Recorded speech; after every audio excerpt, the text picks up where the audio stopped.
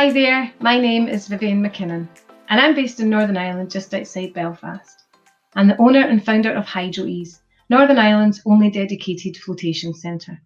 I'm also a trauma therapist, specialising in adverse childhood experiences and addiction.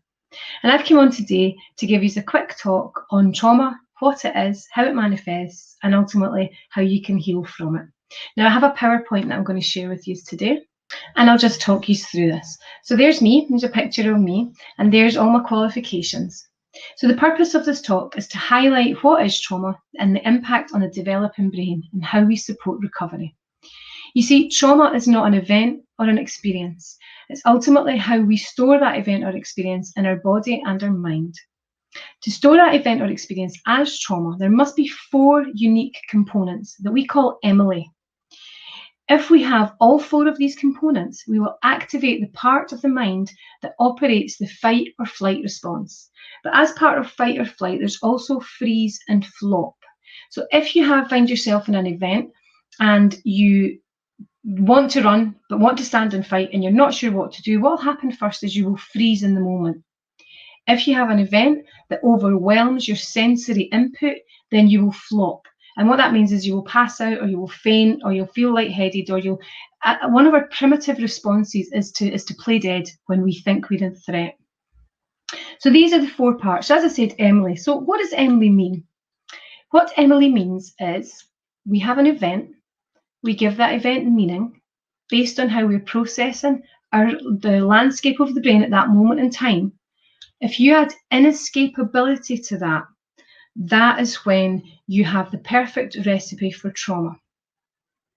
So event, what is an event? Well, an event is a situation or experience that you have. Meaning is how we store experiences in our body and our mind for retrieval when we are interpreting our own unique reality. The developing brain, the development of the brain is an ongoing process, and that generally begins within a few days of conception and continues right through to adolescence and beyond. There are 2 main nervous systems, the central nervous system and the peripheral nervous system. The central nervous system is the brain and the spinal cord, and the peripheral nervous system is everything that leads from that. So that's everything that leads out into your hands, your feet, your legs, everything else except for the brain and spinal cord. The central nervous system undergoes its most dramatic development during the first few years of life, yet the process that establishes the structure and the function of the brain continues well into adolescence and sometimes even beyond. The brain is the ultimate organ of adaptation. It takes in information, it creates complex behavioural ranges that allow human beings to act in sometimes completely marvellous ways and in another time terrible ways.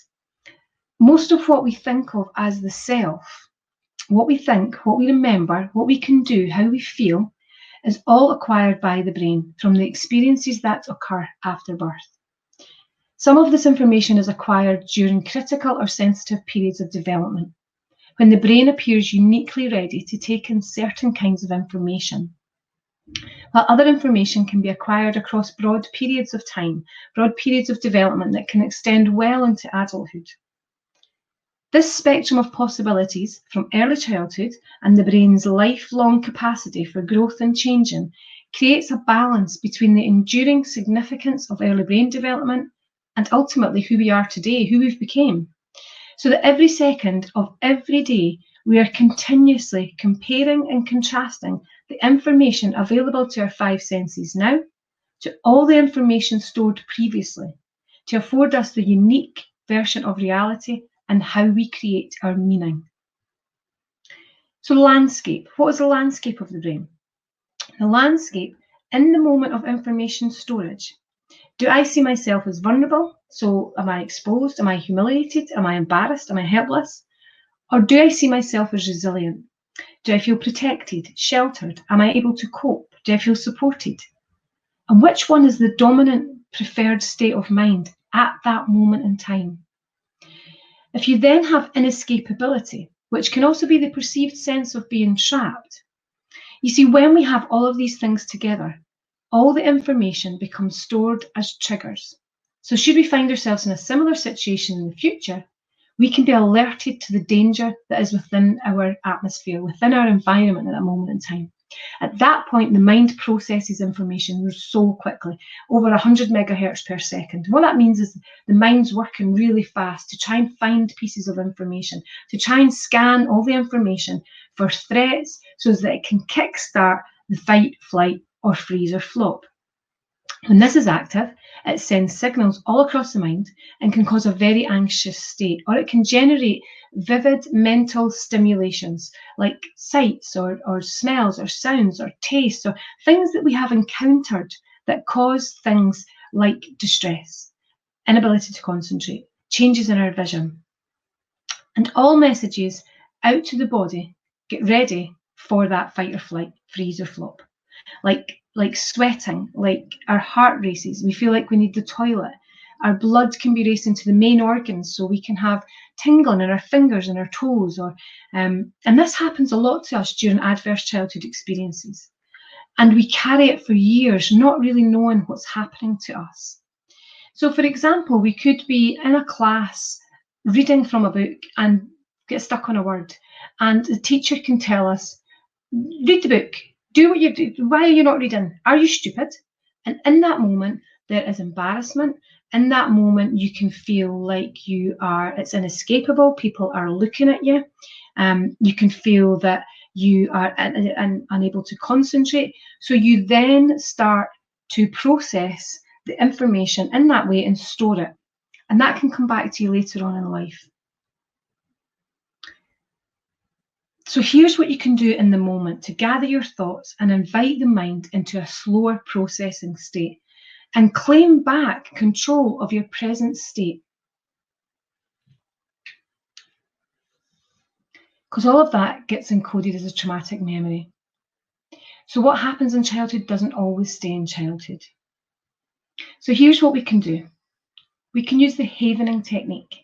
And the havening technique involves us to be able to self-soothe and recover. We can rub our hands from left to right. I'm going to come back on the screen and I'm going to show you how to do this. We can rub our face underneath our eyes and over our eyes. I won't show this part simply because we are in lockdown just now and it's advised that we don't touch our face. We again rub over the top of our face.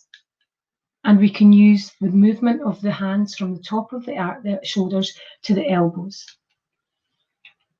So what I would like to do now is I am going to come back out of this.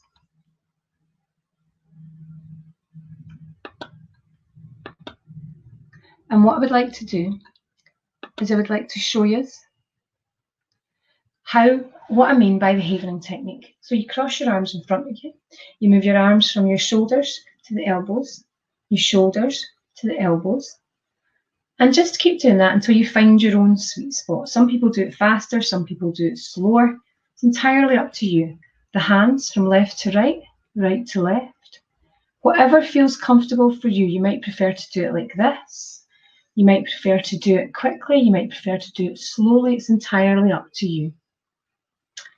And while you're doing this, if you think to yourself, what if I am safe, calm, and peaceful?